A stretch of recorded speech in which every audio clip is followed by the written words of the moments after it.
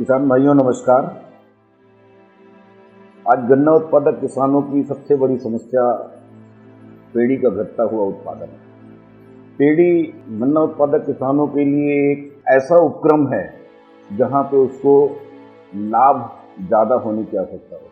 अगर पेड़ी का सही तरीके से उत्पादन किया जाए, उसका सही तरीके से प्रबंधन किया जाए तो एक लाभकारी जो है फसल किसानों के लिए हो सकती है। लेकिन हमारे यहाँ आज जो है ये समस्या बढ़ती चली जा रही है।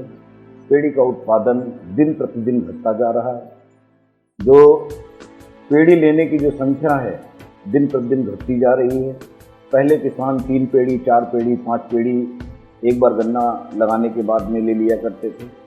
आज उनकी जो है सीमितता 1 पेड़ी तक आ गई है और उसका भी उत्पादन जो है वो बहुत ही सिग्निफिकेंटली मात्रा में जो है कम होता जा रहा है। वास्तव में इसकी समस्या क्या है, ऐसा क्यों हो रहा है?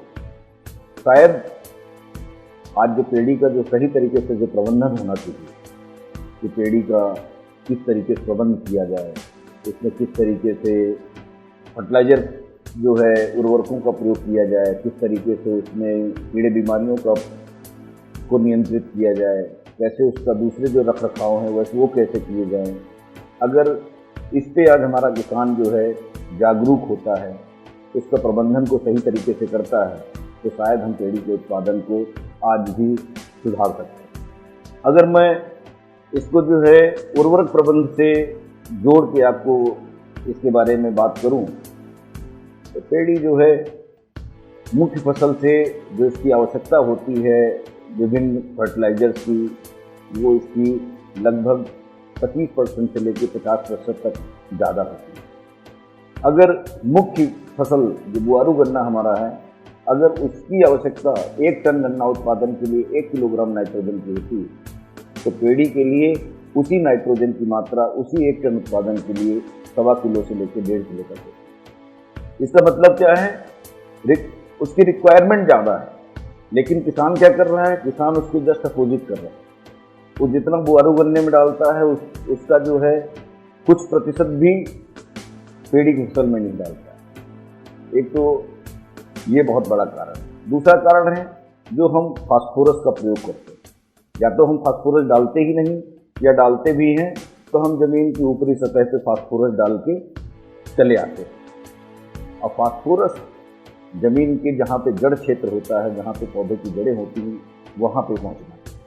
अगर वहाँ पे फास्फोरस नहीं पहुँचता है तो जड़ों की जो फास्फोरस की रिक्वायरमेंट है उसको पूरा नहीं करता।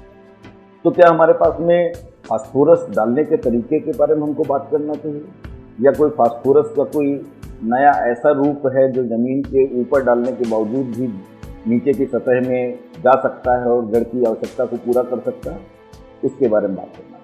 तो इसके लिए यह बात कई तरीके के नए टेक्नोलॉजी बेस्ड फर्टिलाइजर्स आ रहे हैं, जिसमें फास्फोरस जो है वो सामान्य रूप में ना होके एक पॉलीफॉस्फेट के रूप में आ रही है, जिसका ज़मीन में चलने की कैपेसिटी ज़्यादा होती है, तो ज़मीन में मूव ज़्यादा कर सकता है, ज़मीन में जहाँ पे जड़ें हैं वहाँ पे पहुँच के उसकी ज़रूरत को पूरा कर सकता है। उस पर भी बात करने की ज़रूरत है। तो अगर हम पेड़ी में जो उर्वरक प्रबंध है, फर्टिलाइजर प्रबंध है, अगर इसका हम सही तरीके से बात करें और इसको सही तरीके से अपनाएं, तो आज शायद जो है हम गन्ने की जो पेड़ी की जो समस्या है उससे जो है अपने किसानों को बाहर निकाल सकते हैं। और इसके लिए यारा ने जो है गन्ने के अंदर जो पेड़ी का जो है उर्वरक प्रबंध कैसा होना चाहिए, इसके लिए पेड़ी का फर्टिलाइजर प्रोग्राम जो है फर्टिलाइजर शेड्यूल बनाया हुआ है। आप उसको अपनाएं, उसके हिसाब से जो है फर्टिलाइजर का प्रयोग करें, इस शेड्यूल के हिसाब से जो है फर्टिलाइजरों को डालें और आप जो है अपने पेड़ी के उत्पादन को जो है बढ़ा सकते हैं, और जो नंबर ऑफ जो रेटून्स हैं उनकी संख्या को भी बढ़ा सकते हैं। धन्यवाद।